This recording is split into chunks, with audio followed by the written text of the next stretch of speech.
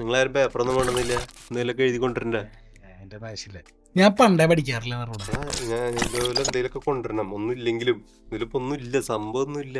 ഇത് ഏതോ മുന്നത്തെ ഏതോ വർക്കിന്റെ എന്താണ്ട് എഴുതി കൊണ്ടുവന്നേക്കണത്. ഡോക്ടറിനെ കുറിപ്പടിയെ അങ്ങനെ പരസ്യം കാണിക്കരുത് മടച്ചു ഇല്ല, പൂട്ടിപ്പോയ കമ്പനിയാ. നമ്മുടെ ഇന്നത്തെ ടോപ്പിക് അതിനു മുമ്പ് വെൽക്കം പറഞ്ഞില്ല. Welcome all to the third episode of അൺഫിൽറ്റേർഡ്.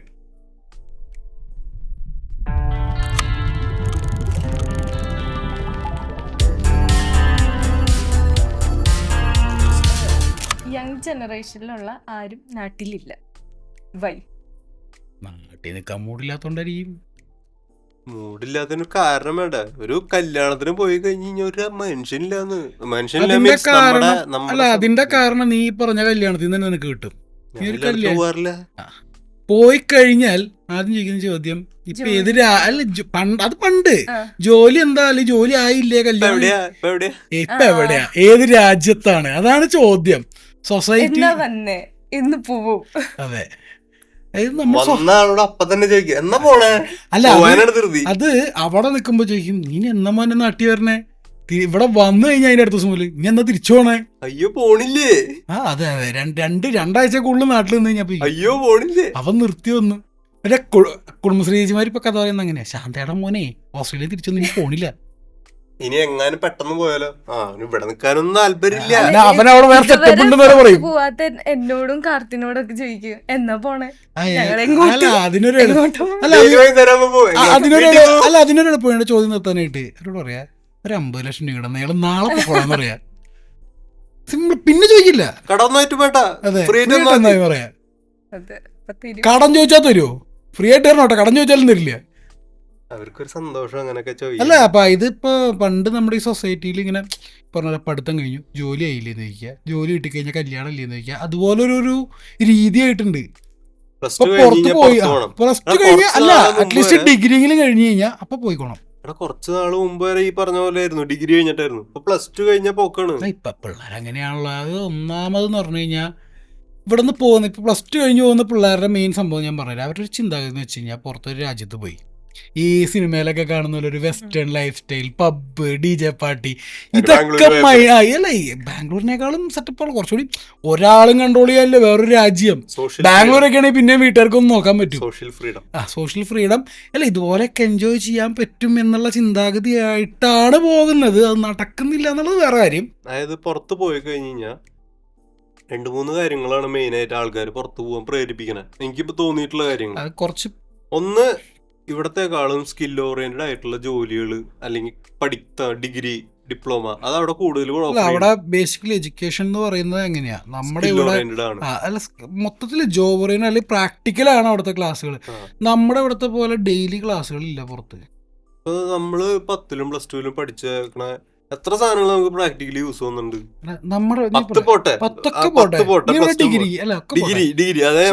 നീ ഡിഗ്രിക്ക് എങ്ങനെയാ പഠിച്ചേ?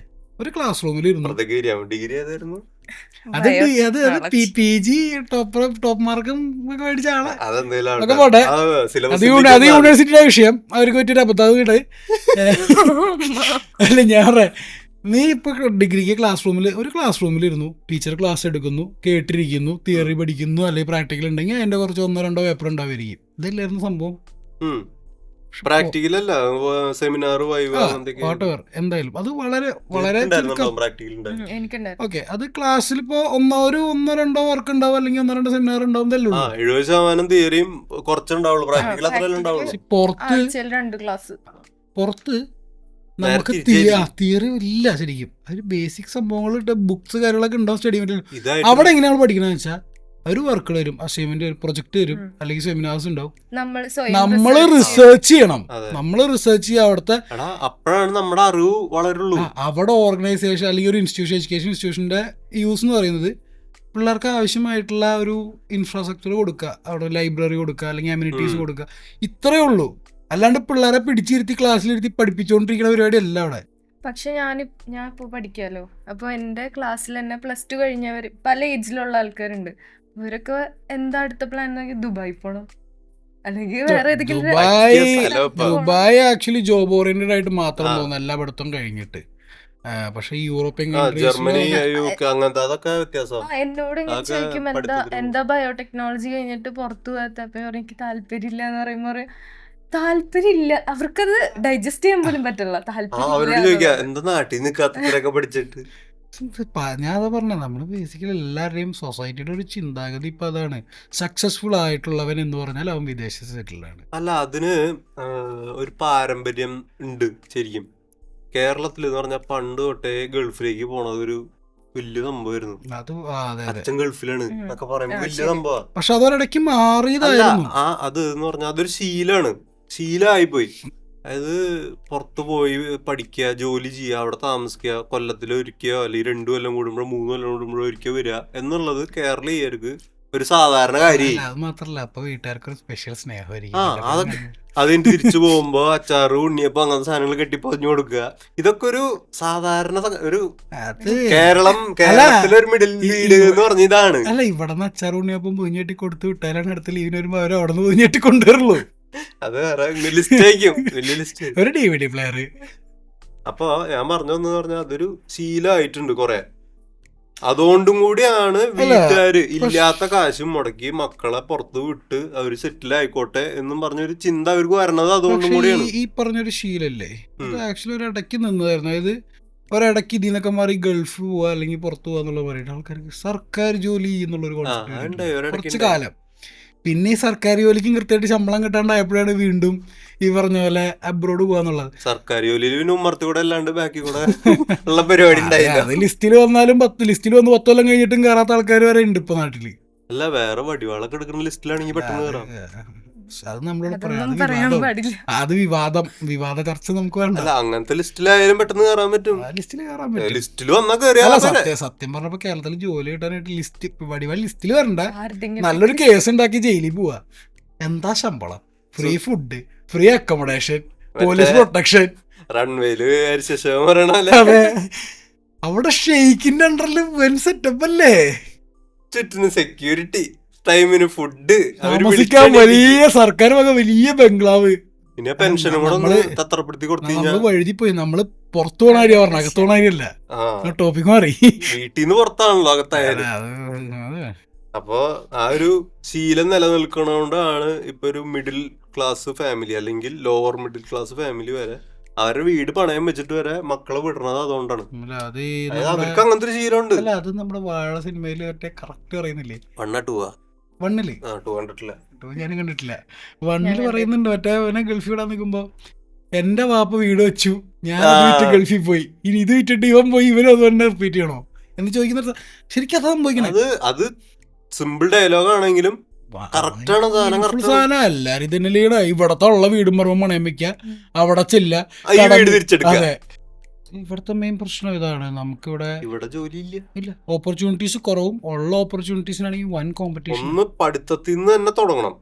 ആവശ്യമുള്ള കാര്യങ്ങൾ പഠിപ്പിക്കണം, ജോബ് ഓറിയന്റഡ് ആയിട്ടുള്ള കാര്യങ്ങൾ പഠിപ്പിക്കണം. നമ്മുടെ ഇവിടെ ഡിഗ്രി ചെയ്യുമ്പോ തന്നെ അല്ല അത് ഞാൻ ഫസ്റ്റ് തന്നെ പറഞ്ഞത്, നമ്മുടെ ഇവിടുത്തെ ഡിഗ്രി നീ പഠിച്ച ഒരു രീതി ഞാൻ പറഞ്ഞത് അതുകൊണ്ട്. നമ്മുടെ ഇവിടെ ഡിഗ്രി പോട്ടെ, PGക്ക് പോലും ജോബ് ഓറിയന്റഡ് ആയിട്ടല്ല ഇവിടെ പഠിപ്പിക്കണേ. ഒരു സിലബസ്, അത് ഏതോ കാലത്ത് ഉണ്ടാക്കി വെച്ച സിലബസ്. റയർ കോഴ്സുകൾ ഉണ്ട്, അതിപ്പോ സർട്ടിഫിക്കേഷൻ കോഴ്സുകളൊക്കെ ഉണ്ട് ജോബ് ഓറിയന്റഡ് ആയിട്ട്. പിന്നെ അതുപോലെ നമ്മുടെ ഗവൺമെന്റ് മറ്റേ സ്കിൽ ഡെവലപ്മെന്റ് കോർപ്പറേഷനോ അവരുടെയൊക്കെ ഉണ്ട് ചെറിയ കോഴ്സുകൾ.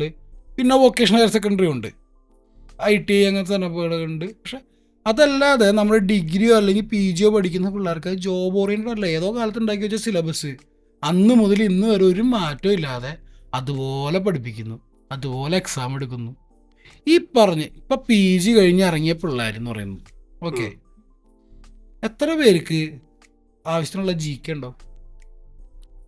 എത്ര പേർക്ക് കറണ്ട് അഫയേഴ്സിനെ പറ്റിയുള്ള ബോധ്യം ഉണ്ടോ? ഒക്കെ പോട്ടെ, ബേസിക് കാര്യങ്ങൾ പോലും അറിയാണ്ട് PGക്ക് നല്ല മാർക്ക് മേടിച്ചിട്ട് ബേസിക് നിന്നല്ല പേടിക്കണ്ട കൊണ്ടെങ്കിൽ എനിക്കൊന്നും പറയാനില്ല, നിന്നെല്ലാം ഉദ്ദേശിച്ചത് അങ്ങനെയല്ല. മൊത്തത്തിലുണ്ട് നല്ല പഠിപ്പ്, നല്ല കുത്തിരുന്ന് പഠിച്ച് നല്ല മാർക്ക് മേടിച്ച് പാസ്സാകുന്ന പിള്ളേരാ. ബേസിക് കാര്യങ്ങളെ കുറിച്ച് ഒരു ബോധ്യമില്ല. നിന്നെ കുത്തി പറയുന്നില്ല, എൻ്റെ അനിയനെ തന്നെ ഞാൻ എടുത്തു പറയാം.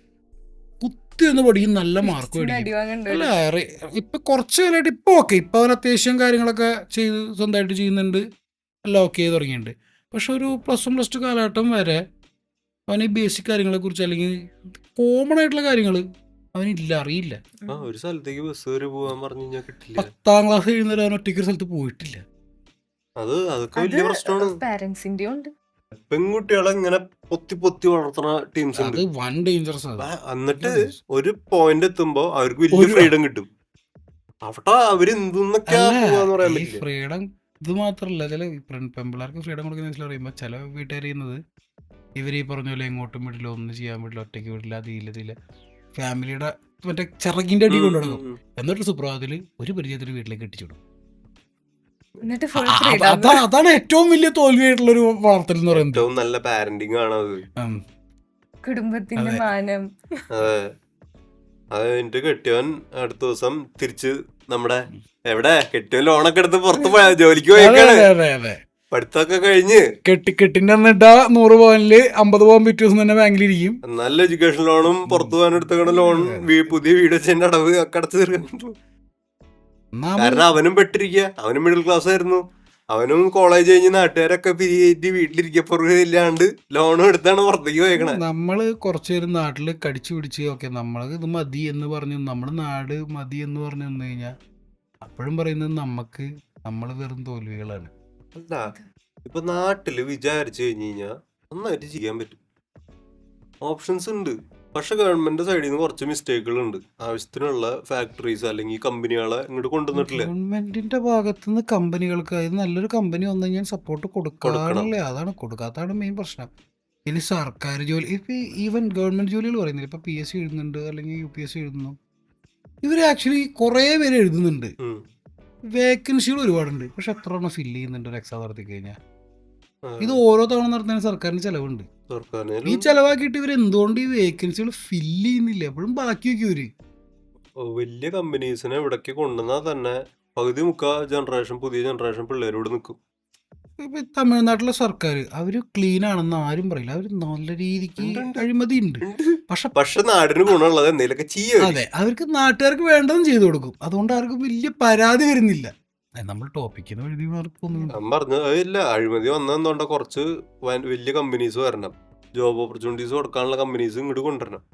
അതിന് കൊണ്ടുവരുന്നുണ്ടെങ്കിൽ ഇവിടെ അതിനുള്ള സിറ്റുവേഷൻസ് ഗവൺമെന്റ് ഉണ്ടാക്കി കൊടുക്കണം. ഈ കമ്പനി വരണം എന്നുണ്ടെങ്കിൽ ആദ്യം ഗവൺമെന്റ് ഒരു ബേസിക് ഇൻഫ്രാസ്ട്രക്ചർ ഇവിടെ ഉണ്ടാകും. അതിപ്പോഴും ഇല്ല. നമ്മുടെ നാട്ടില് ഉണ്ട്, സൗകര്യങ്ങളുണ്ട്. പിന്നെ നല്ല നൈറ്റ് ലൈഫ്, സിറ്റീസിൽ നല്ല നൈറ്റ് ലൈഫ് വേണം. അയ്യോ, നമ്മുടെ നൈറ്റ് ലൈഫ് ബെസ്റ്റ് ആണ്. 10:30 കഴിഞ്ഞ് കഴിഞ്ഞാൽ പിന്നെ ഒരു പരിപാടി ഇവിടെ നടത്താൻ പാടില്ല. നല്ല ബെസ്റ്റ് ലൈഫ്. നല്ല നൈറ്റ് ലൈഫ് ഉണ്ടെങ്കിൽ തന്നെ പുതിയ ആൾക്കാർ കുറെ ഇവിടെ നിൽക്കും. പിന്നെ ഇപ്പോ വൻ കമ്പനീസ്, IT കമ്പനീസ് തന്നെ എടുക്കാം. വൻ കമ്പനീസ് ഇങ്ങോട്ട് വരണമെന്ന് പറയുമ്പോൾ എല്ലാവരും മൈൻഡിൽ ആദ്യം IT കമ്പനി വരുന്നു. IT കമ്പനീസിന്റെ മിക്ക നൈറ്റ് ഷിഫ്റ്റ് ഇഷ്ടം പോലെ ഉണ്ടാവും. ഇപ്പൊ നമ്മുടെ പരിചയത്തിൽ തന്നെ ഇഷ്ടം പോലെ പേരുടെ ഫ്രണ്ട്സ് ഒക്കെ നൈറ്റ് ഷിഫ്റ്റ് ഇൻഫോ പാർക്കിന്റെ ഫ്രണ്ടിൽ പോയി കഴിഞ്ഞാൽ നൈറ്റ് ഷിഫ്റ്റ് കഴിഞ്ഞിറങ്ങുന്ന ഇഷ്ടം പോലെ ആൾക്കാരാണ്. അപ്പോ അങ്ങനെ നൈറ്റ് ഷിഫ്റ്റ് കഴിഞ്ഞ് ആണുങ്ങൾ ഇറങ്ങുണ്ടാവും, പെണ്ണുങ്ങൾ ഇറങ്ങുണ്ടാവും.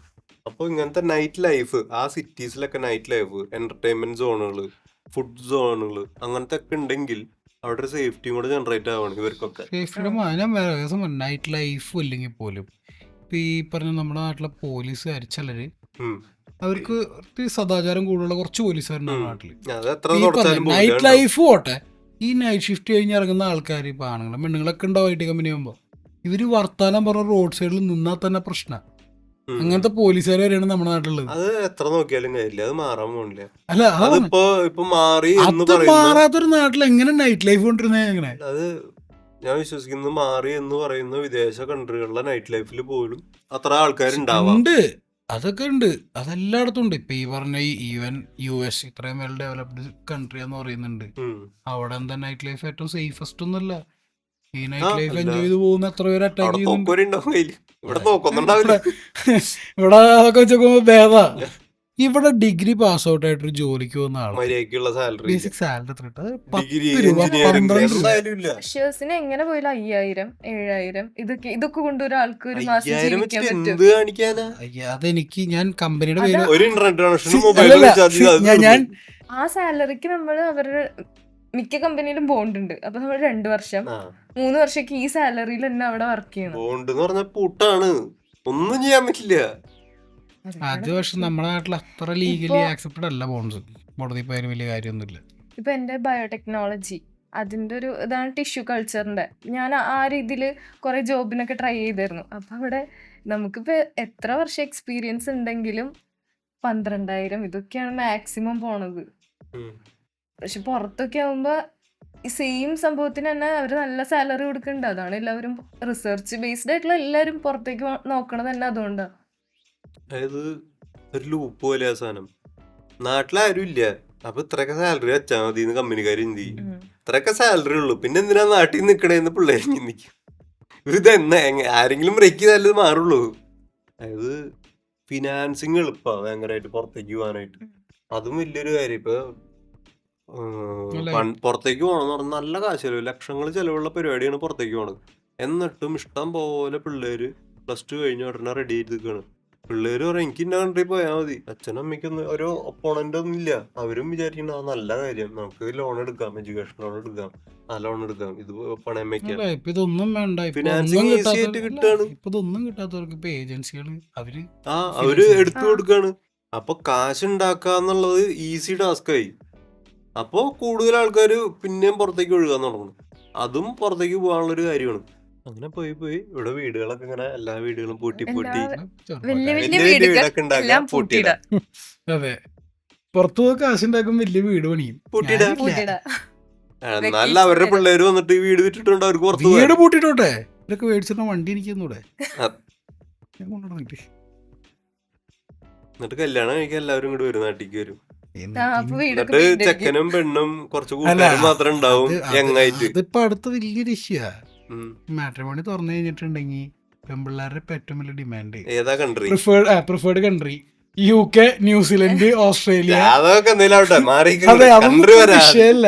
അല്ല, പണ്ട് ഈ പെൺപിള്ളേരുടെ വീട്ടുകാര് സർക്കാരുള്ളവർക്ക് കൊടുക്കുള്ളൂ, അല്ലെങ്കിൽ ഡോക്ടറൊക്കെ കൊടുക്കുള്ളൂ എന്ന് പറയണ പോലെ വിദേശത്തുള്ളവനെ കൊടുക്കുള്ളൂ. അവിടെ എന്ത് പണിയെന്ന് ചോദിക്കണില്ല.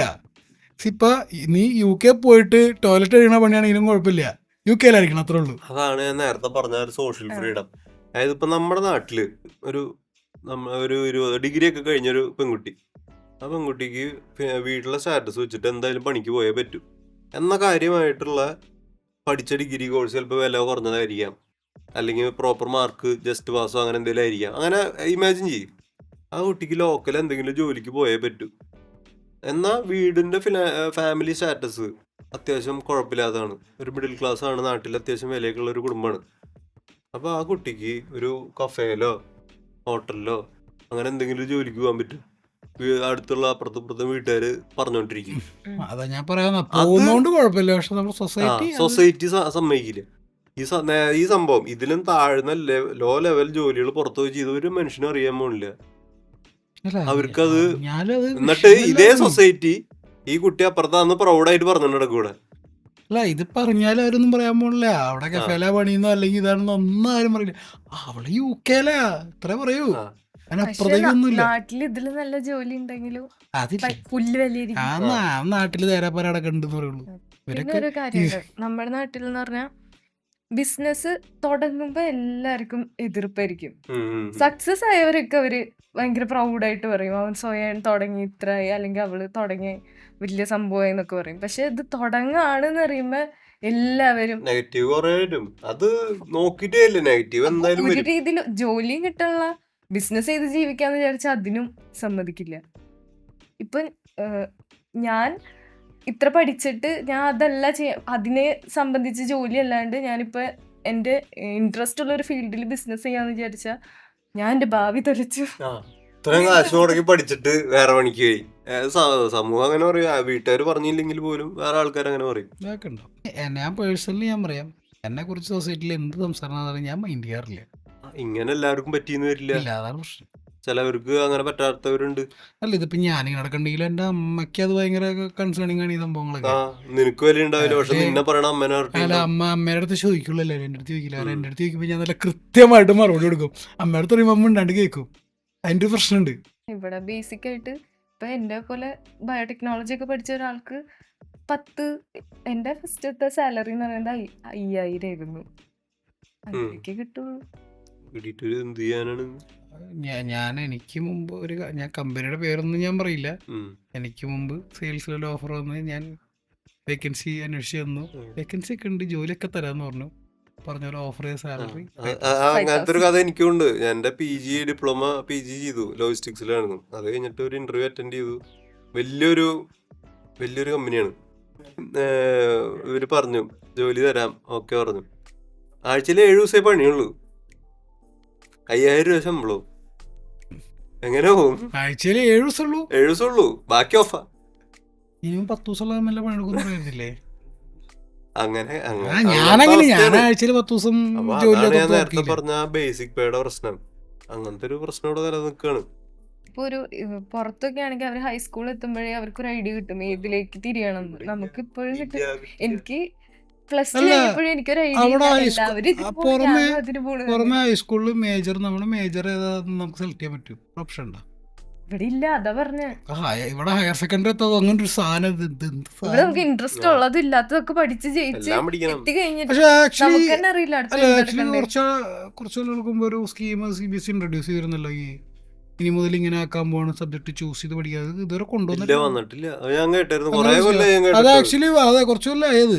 പക്ഷെ അത് വരികയാണെങ്കിൽ വളരെ നല്ലതാണ്. അങ്ങനത്തെ സ്കീമുകളൊക്കെ വരണ്ട ശരിക്കും. ഡിഗ്രിയുടെ സമയത്ത് തന്നെ 2 കാര്യങ്ങള്. ഒന്ന്, ക്രിയേറ്റീവ് ആയിട്ടുള്ള കൂടുതൽ ഡിഗ്രീസ് കൊടുക്കുക. ക്രിയേറ്റീവ് സ്കിൽ ജോബ്സ് ചെയ്യാൻ പാകത്തിനുള്ള ഡിഗ്രീസ് കൂടുതൽ ഓഫർ ചെയ്യുക. ഇങ്ങനത്തെ വൈറ്റ് കോളർ ജോബ്സ് മാത്രമല്ലാണ്ട് എഞ്ചിനീയറിങ്, BA ലിറ്ററേച്ചർ, MBA അങ്ങനത്തെ കാര്യങ്ങൾ മാത്രമല്ലാണ്ട് ക്രിയേറ്റീവ് ജോബ്സിനുള്ള കോഴ്സുകൾ കൂടുതൽ ഉണ്ട്. അപ്പോ നിലവില് അങ്ങനത്തെ ഒരു കോഴ്സ് എടുക്കണ ഒരു കുട്ടിയോട് എന്തിനാ അങ്ങനെയൊക്കെ എടുക്കണേ, പഠിക്കില്ലേ, അപ്പൊ കുട്ടി പഠിക്കാത്ത കുട്ടിയാണോ? അങ്ങനെ ഒരു സാധനം ഉണ്ട്. അതൊന്നും നമ്മൾ ആരും വിചാരിച്ചാൽ മാറ്റാൻ പറ്റില്ല. അപ്പൊ ആ കോഴ്സ് ഭയങ്കര റെയർ ആണ്. കുറച്ചുള്ളോണ്ടാണ് അങ്ങനത്തെ ഒരു ടോക്ക് വരുന്നത്. അത് കോഴ്സുകൾ സാധാരണ കോഴ്സുകൾ പോലെ ആക്കും, ഇഷ്ടം പോലെ കൂട്ട്. അപ്പൊ അത് കോളേജുകളുടെ എണ്ണം കൂടിയുണ്ടോ കോഴ്സുകളുടെ എണ്ണം കൂടിയുണ്ടല്ലോ, അത് ആൾക്കാരുടെ ചിന്താഗതി അങ്ങനെ സെറ്റില്ല. ഇങ്ങനത്തെ പറയുമ്പോൾ ആനിമേഷൻ പഠിക്കാൻ പോകണം, VFX പഠിക്കാൻ പോകണം, ഇതൊക്കെ എന്താണെന്ന് പോലും പലർക്കും അറിയില്ല. അറിയാത്തൊരു കുറ്റം പറയും, അവന് പഠിക്കാൻ കഴിയില്ല. അതെ, അപ്പൊ പണ്ട് ഇവര് കേൾക്കുന്ന എന്താ ആനിമേഷൻ പഠിക്കണം, VFX പഠിക്കണം എന്ന് പറഞ്ഞാൽ പണ്ട് ഇതൊക്കെ ഒരു ഡിപ്ലോമ കോഴ്സ് ആയിരുന്നു. ചെറിയ സർട്ടിഫിക്കറ്റ് പ്രോഗ്രാം 3 മാസത്തെ 6 മാസത്തെ ചെറിയ സ്കോപ്പ് ആയിരുന്നു. ഇന്ന് വലിയ സ്കോപ്പ് ഉണ്ട് ഇതിന്. ഇതിപ്പോ ഡിഗ്രി ആക്കിയത് പോലും പലരും അറിഞ്ഞിട്ടില്ല. ഇതിന്റെയൊക്കെ ഡിഗ്രി കോഴ്സ് തുടങ്ങിയൊന്നും അറിയാത്തവരാണ് ഈ പറയുന്നത്. ഡിഗ്രീന്റെ ഒപ്പം തന്നെ ഏതെങ്കിലും കുട്ടിക്ക് ഒരു സ്റ്റാർട്ടപ്പ് തുടങ്ങണമെന്നുണ്ടെങ്കിൽ പഠിത്തത്തിന്റെ ഒപ്പം തന്നെ തുടങ്ങാൻ പറ്റുക. അതിനുള്ള ഒരു ഓപ്ഷൻ കൊടുക്കും. കുറെ പിള്ളേർ ചെയ്യുന്നുണ്ട്. അത് ചെറിയ ചെറിയ സാധനങ്ങള്, ഈവൻ ആപ്പ് ഡെവലപ്മെന്റ് കാര്യങ്ങളൊക്കെ ചെയ്യുന്ന പിള്ളേരുണ്ട് ഇപ്പോ. അതിന് സർക്കാർ തലത്തില് പ്രൊമോഷൻ കൊടുക്കണം. പിന്നെ അതില്ലാന്നും പറയാൻ പറ്റില്ല. ഇപ്പൊ അതിനൊക്കെ ഒരുപാട് പ്രോഗ്രാംസ് ഉണ്ട്, സർക്കാർ പ്രൊമോഷനൊക്കെ കൊടുക്കുന്നുണ്ട്, സ്റ്റാർട്ടപ്പിന് സപ്പോർട്ടും കൊടുക്കുന്നുണ്ട്. അതിന് നമുക്ക് ഇല്ലാന്ന് പറയാൻ പറ്റില്ല. ഇതുപോലെ പിള്ളേര് കോളേജ് കുട്ടികൾ ഇതുപോലത്തെ ഇൻട്രസ്റ്റ് എടുത്ത് വരുമ്പോൾ സർക്കാർ സ്പോൺസർ ചെയ്ത് ഇതിന്റെ പ്രൊജക്ടുകളും കാര്യങ്ങളും ഓണാക്കുന്നുണ്ട്. ഇപ്പൊ അങ്ങനത്തെ കാര്യങ്ങളൊക്കെ ചെയ്യുന്നുണ്ട്. അത് നമുക്കിപ്പം ഇല്ലാന്ന് പറയാൻ പറ്റാത്തൊരു സാഹചര്യമാണ് സത്യം പറഞ്ഞാൽ. അത് ചെയ്യുന്നുണ്ട് സർക്കാർ.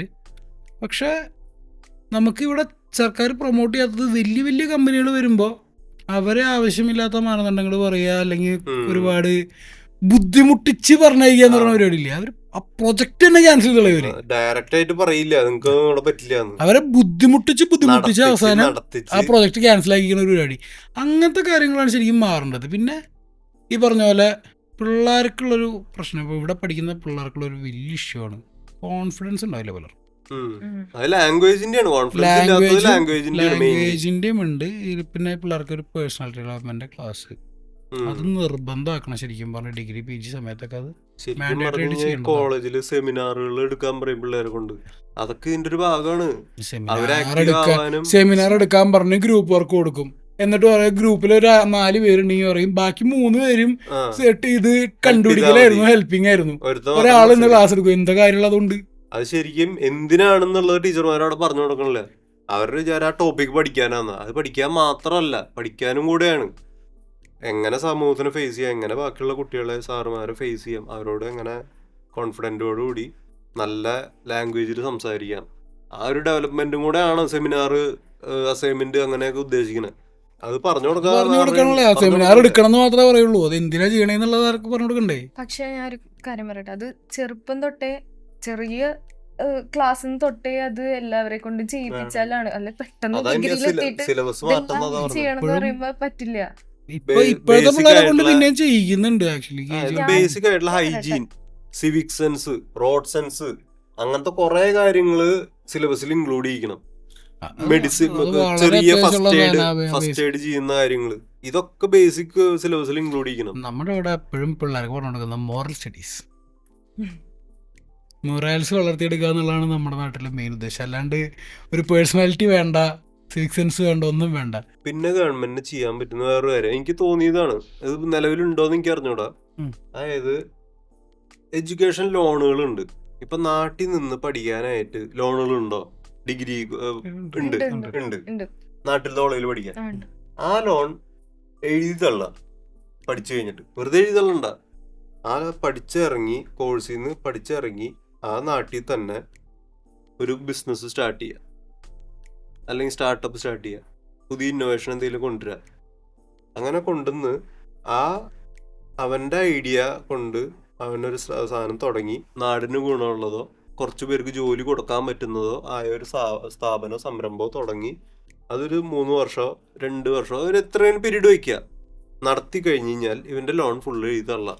ഞാൻ പറയട്ടെ, അത് വലിയൊരു അട്രാക്ഷൻ. ലോൺ എഴുതി തള്ള പോലും വേണ്ട, ബേസിക് സർക്കാർ ചെയ്യേണ്ട ഇത്ര പലിശ ഒഴിവാക്കി കൊടുക്കും. അതായത് എഡ്യൂക്കേഷൻ ലോൺ കൊടുക്കുമ്പോൾ പറയുന്ന മാനദണ്ഡം എന്ന് പറഞ്ഞു കഴിഞ്ഞാൽ ഇപ്പം ലോൺ കൊടുക്കുന്നു, പഠിത്തം കഴിഞ്ഞ് ജോലി കയറിയിട്ട് തിരിച്ചടച്ചാൽ മതി, നല്ല കാര്യം. പക്ഷേ ഈ തിരിച്ചടവ് തുടങ്ങുന്നത് വരെയുള്ള കാലവും തിരിച്ചടച്ച് തീരുന്നത് വരെയുള്ള സമയം വരെ പലിശ കൂടിക്കൊണ്ടിരിക്കുക എന്നുള്ളത് ഈ ലോൺ എടുക്കുന്നതിലൊരു 75% പേർക്ക് അറിയില്ല.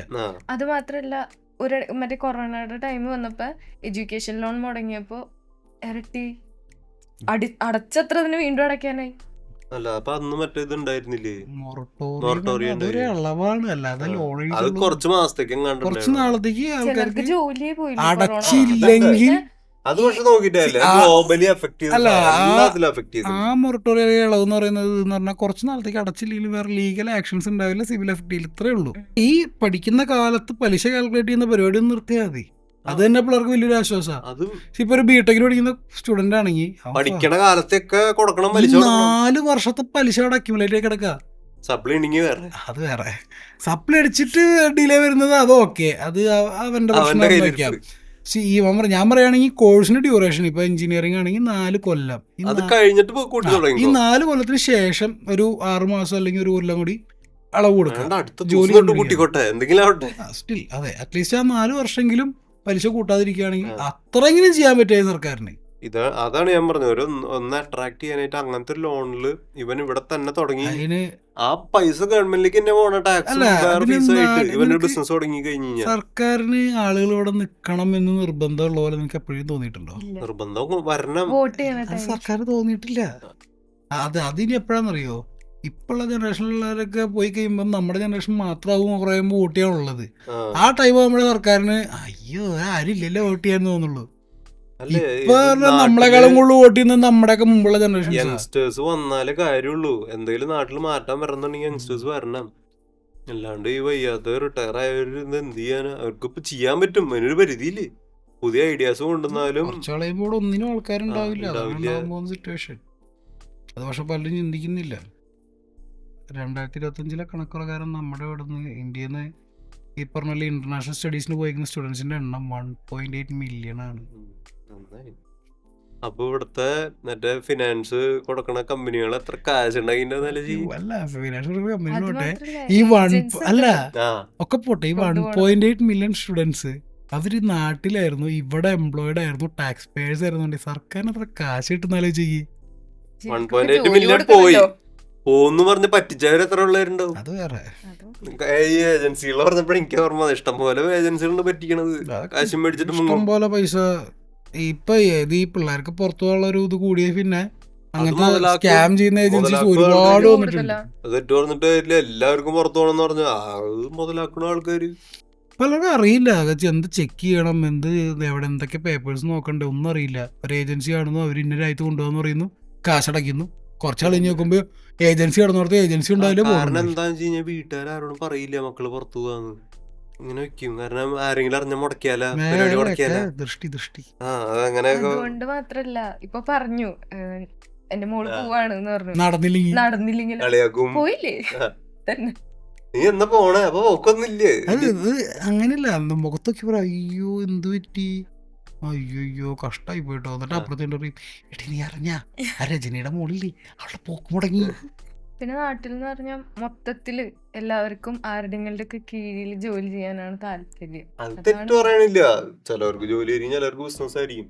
ജോലി ചെയ്തോട്ടെ, അതില് തെറ്റില്ല. പക്ഷെ ജോലികൾ കിട്ടണം, മര്യാദക്കുള്ള ജോലികള്. പിന്നെ Employees ഉണ്ടാവണം. പണ്ടത്തെ പോലെ അത്യാവശ്യം നല്ല കമ്പനികളൊക്കെ ആണെങ്കിൽ കീഴിൽ പണി എന്നുള്ള സെറ്റപ്പ് ഒക്കെ മാറി തുടങ്ങി. കൊളീഗ്സ് ഉള്ള സെറ്റപ്പ് ആയി തുടങ്ങിയല്ലോ. ഇവൻ പണ്ടത്തെ പോലെ മറ്റേ സാറേ അടിമ സാറേ ഇല്ല. അടിമ അത് ഉണ്ട്, പക്ഷെ ഞാൻ ഒരു കാര്യം ഒരുവിധം മാറി പറയട്ടെ, തുടങ്ങി. ഇവിടെ മിക്ക പ്രൈവറ്റ് കമ്പനീസും സാലറി കൊടുക്കുന്നത് 15-ാം തീയതി. ഉം. അത് അത് തന്നെ ഒരു ഓരോ കമ്പനിക്ക് ഓരോ പോളിസി ഉണ്ടാവും. എനിക്ക് ഇതുവരെ അങ്ങനെ ഉണ്ടായിട്ടില്ല. എനിക്ക് വർക്ക് ചെയ്ത സാലറിയിലൊക്കെ എനിക്ക് മന്തിന്റെ സ്റ്റാർട്ടിങ് തന്നെ സാലറി ഇട്ടിട്ടുണ്ട്. എനിക്കൊരു സ്ഥലത്ത് 10-ാം തീയതി ആയിരുന്നു ആൽറെഡി. എനിക്ക് 15 പിന്നെ അങ്ങനെ 15-ാം തീയതി ഉള്ള വേറെ ഇപ്പൊ ആൾക്കാർ ആക്ച്വലി ഞാൻ നേരത്തെ പറഞ്ഞ പോലെ കുറെ ഗൈഡ് ലൈൻസ് റൂൾസ് ഒക്കെ കൊണ്ടുവന്ന് പറഞ്ഞല്ലോ, ലേബർ ലോസ്. അതിൽ പറയുന്ന അനുസരിച്ചിട്ട് ഈ പറഞ്ഞ പോലെ 5-ാം തീയതി 6-ാം തീയതിക്കുള്ള ഫസ്റ്റ് വീക്കിൽ സാലറി കൊടുക്കണം. അത് ഈ റൂളൊക്കെ ഉണ്ട്, എന്നിട്ടാണ് ഈ 15-ാം അല്ല തീയതി അത് കൊടുക്കുന്നത്. അത് ഞാൻ ആദ്യം പറഞ്ഞ ഈ റൂൾസ് വെച്ചാൽ മാത്രം പോലെ ഇതൊന്നും പകുതി നടപ്പിലാക്കുന്നില്ല. ഈ ഈ പറഞ്ഞ പോലെ ഗ്രേഡ് അനുസരിച്ചുള്ള സാലറി ഏത് കമ്പനി ഈ കൊടുക്കുന്നത്? റൂൾസ് ലോസ് അതൊക്കെ ഒന്ന്, എംപ്ലോയി ലോസ് കുറച്ചൊക്കെ ഒന്ന് അത് പറഞ്ഞ പോലെ ഗവൺമെന്റ് പരിഷ്കരിക്കുക. എല്ലാത്തിനും സെക്ഷൻസ് ഉണ്ട് ഗവൺമെന്റില്. എന്തുകൊണ്ട് ഇവര് നോക്കുന്നില്ല? അവർ നോക്കണം. കുറച്ചൊക്കെ ഒന്ന് പരിഷ്കരിച്ച് കുറച്ച് അവർക്കൊരു വർക്ക് ചെയ്യാനുള്ള ഒരു കംഫർട്ട് ഉണ്ടാക്കി കൊടുക്കുക. ഇപ്പൊ ഇന്നാള് ഞാനൊരു എന്തിന്റെ ഫാക്ടറി എന്ന് ഞാൻ മറന്നു പോയിട്ടോ. ഒരു വർക്കിന്റെ ആവശ്യത്തിന് ഒരു ഫാക്ടറി പോയതാ. അവിടെ പണിക്കാരുണ്ട് ഇഷ്ടംപോലെ. ഫാക്ടറി തന്നെയാണ്, അവിടെ ഇഷ്ടംപോലെ പണിക്കാരുണ്ട്. അവിടെ ഫാനുകൾ ഇഷ്ടംപോലെ ഉണ്ട്. പാട്ട് വെച്ചിട്ടുണ്ട് അവിടെ, സിനിമ പാട്ടാണ്. FM ആണോ പാട്ട് വെച്ചാണോ, പക്ഷെ നല്ല രസം. ചെറിയ കാര്യമാണ്, കുറെ സ്പീക്കറുകൾ അവിടെ ഒക്കെ തൂക്കിയിട്ട് പാട്ട് വെച്ചിട്ടുണ്ട്. കംഫർട്ട് കൂടാണ് വർക്ക് ചെയ്യാനുള്ള. അപ്പൊ അങ്ങനത്തെ കുഞ്ഞു കുഞ്ഞു കാര്യങ്ങൾ വയ്ക്കുക. അപ്പൊ അല്ല കാര്യങ്ങളൊക്കെ അക്കാര്യത്തിലൊക്കെ ടാറ്റയുടെ അവര് ബിസിനസ് അല്ല, കുറച്ചും കൂടെ സോഷ്യലി. അല്ല രത്തൻ്റെ ഉള്ള കാലത്ത് ഇപ്പോഴത്തെ അവസ്ഥ എനിക്കറിയില്ല. എനിക്ക് പറഞ്ഞു മുമ്പ് ഈ പറഞ്ഞ പോലെ ഞാൻ കേട്ടിട്ടുണ്ട്. കമ്പനിയിൽ വർക്ക് ചെയ്തുകൊണ്ടിരിക്കുമ്പോൾ മറ്റേ എംപ്ലോയി മരിച്ചു കഴിഞ്ഞാൽ അവരുടെ ക്വാർട്ടേഴ്സ് ഫാമിലിക്ക് റിട്ടയർമെന്റ് ഏജ് വരെ യൂസ് ചെയ്യാം. പിള്ളേരുടെ പഠിത്തം കമ്പനി ടേക്ക് ഓവർ ചെയ്യും. പിന്നെ അതുപോലെ ജോബിന് ക്വാളിഫൈഡ് ആയിട്ടുള്ള ആരെങ്കിലും ആ ഫാമിലിയിൽ ഉണ്ടെന്നുണ്ടെങ്കിൽ, അല്ലെങ്കിൽ മൂത്ത മോനാണെന്നുണ്ടെങ്കിൽ അവർക്ക് ജോലി കൊടുക്കുക. അങ്ങനത്തെ കുറെ കാര്യങ്ങളൊക്കെ ചെയ്യുന്നുണ്ട്. അപ്പൊ അതിന്റെ ഒരു ഗുണം എന്ന് പറഞ്ഞു കഴിഞ്ഞാൽ, ഒന്ന് ആ ജോലിയുള്ള ആളുടെ ലൈഫ് സെക്യൂർഡ് ആണ്. പിന്നെ അങ്ങനത്തെ ജോലികൾ കമ്പനികൾ ഓഫർ ചെയ്ത് കഴിഞ്ഞാൽ ഇപ്പോഴത്തെ യങ് തലമുറകൾ പുറത്തേക്ക് പോകാണ്ട് ഇവിടെ തന്നെ അട്രാക്ട് ആയി നിൽക്കും. പുറത്ത് പോണതല്ല എന്തായാലും അൾട്ടിമേറ്റ് കാര്യം. അല്ല നമ്മളെത്ര പുറത്ത് എത്ര സെറ്റിൽഡ് ആണെന്ന് പറഞ്ഞാലും നമ്മളവിടെ ചെല്ലുമ്പോ നമ്മൾ ഇമിഗ്രൻസാ. അവരെ കണ്ടില്ല നമ്മള് വല്ലയിടത്തും നമ്മള് വരുത്തന്മാരല്ലേ. അത്ര വില എന്തായാലും ഉണ്ടാവില്ല. ഇറങ്ങി പോകാൻ പറഞ്ഞ അടുത്ത ദിവസം സ്വന്തം നാട്ടിലെ വില ഒരു സ്ഥലത്തും കിട്ടില്ല. അടുത്ത ദിവസം പൊക്കോളണം. ഇവിടെ ഞാൻ ചോദിക്കാൻ, എന്റെ സ്ഥലത്ത് നിന്ന് ഇറങ്ങാൻ ആരാന്ന് ചോദിക്കാൻ ഇവിടെ നമുക്ക് ബേസിക് റൈറ്റ്സ് ഉണ്ട്. നമ്മൾ ചോദിക്കാൻ നമ്മളോട് സിറ്റിസൺ ഇറങ്ങി പൊക്കോളാൻ പറഞ്ഞ പൊക്കോളാം. ഇപ്പൊ പുറത്തേക്ക് പോകാനായിട്ട് അട്രാക്ട് ചെയ്യുന്ന വേറൊരു ഘടകം, പുറത്ത് പോയി ലൈഫുള്ള കുറച്ച് ടീമുകളുണ്ട്, നമ്മുടെ ഫ്രണ്ട്സോ ഫാമിലി റിലേറ്റീവ്സ്. അവരൊക്കെ ഇങ്ങനെ ഇഷ്ടംപോലെ സെൽഫിയും ഫോട്ടോയും വീഡിയോയും നല്ല വശങ്ങൾ എടുത്തെടുത്ത് ഇങ്ങനെ ആകർഷിക്കും. ഇപ്പൊ ദുബായിൽ ജോലി ചെയ്യുന്ന ഒരാള് ബുർജ് ഖലീഫയുടെ ഫ്രണ്ടിൽ നിന്ന് ഫോട്ടോ ഇടും, അല്ലെങ്കിൽ അവരുടെ ഫൗണ്ടറിന്റെ ഫ്രണ്ടിൽ നിന്ന് ഫോട്ടോ ഇടും. അത് ഇവിടെ കിട്ടണത് വേറെ മീനിങ്ങിലെ കിട്ടുക. അതാണ് ആൾക്കാർ സോഷ്യൽ മീഡിയയിൽ ആരും അതല്ലേ പോസ്റ്റുള്ളൂ. അല്ലാണ്ട് മറ്റേ ബങ്ക് ബെഡിന്റെ അടി കിടക്കുന്നതോ അതിന്റെ ഉള്ളിൽ ഫാനിന്റെ മറ്റേ ചോട്ടിരുന്ന് വേർക്കണതോ ആരും ഫോട്ടോ എടുത്തിട്ടില്ല. അപ്പൊ അത് തെറ്റായിട്ടാണ് ഇവിടെ മനസ്സിലാക്കി അത് പ്രതീക്ഷിച്ച് പോണവരുണ്ട്. ഇപ്പൊ നീ പറഞ്ഞു യങ്സ്റ്റേഴ്സ് റിയാലിറ്റി മനസ്സിലാക്കാണ്ടാണ് കേറി പോണത് പ്ലസ് ടു കഴിഞ്ഞ വഴി. അത് ഈ ഒരു വിഭാഗത്തിൽപ്പെട്ടതാണ്. കൊറേ സോഷ്യൽ മീഡിയ കണ്ട് ഇങ്ങനെയാണ് അവിടെ, അതാണ് ഹെവൻ എന്നും മറ്റുള്ള പോണാണ്. ഇതുപോലെയാണ് നമ്മുടെ കൊച്ചി. എനിക്കറിയില്ലായിരുന്നു, കൊറേ ആൾക്കാരുണ്ട് കൊച്ചിക്ക് ചാടാൻ നിക്കണത്.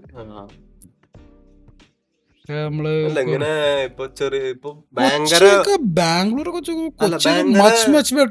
റൂറൽ ഏരിയാസിൽ കിടന്നിട്ട് അവർക്കൊന്ന് ലൈഫ് കയറണം എന്ന് തോന്നണ അവർക്ക് കൊച്ചി ബെറ്റർ ഓപ്ഷൻ ആണ്. ഇവിടെ വന്ന് പെട്ടെന്ന് തന്നെ അടുത്ത ദിവസം തന്നെ സെക്കൻഡ് ഡേ തന്നെ ഒരു ജോലി സംഘടിപ്പിക്കാൻ പറ്റും. ഇല്ല പിന്നെ ഇത് പറ്റും, ഓപ്പർച്യൂണിറ്റീസ് ഉണ്ട്. സിറ്റി ലൈഫ് എൻജോയ് ചെയ്യുന്നവർക്ക് അതാണ് ഇഷ്ടം എന്നുള്ള ആളുകളുണ്ട്, അവർക്കൊക്കെ പറ്റിയ സ്ഥലമാണ്. അത് എന്നെ പോലുള്ളവർക്കൊന്നും പറ്റില്ല. എനിക്കിങ്ങനെ വലിയ ട്രാഫിക് റഷ് കാര്യങ്ങള്, ഭയങ്കര ആൾക്കൂട്ടം, ഇതൊന്നും എനിക്ക് വലിയ താല്പര്യമില്ലാത്ത സാധനം.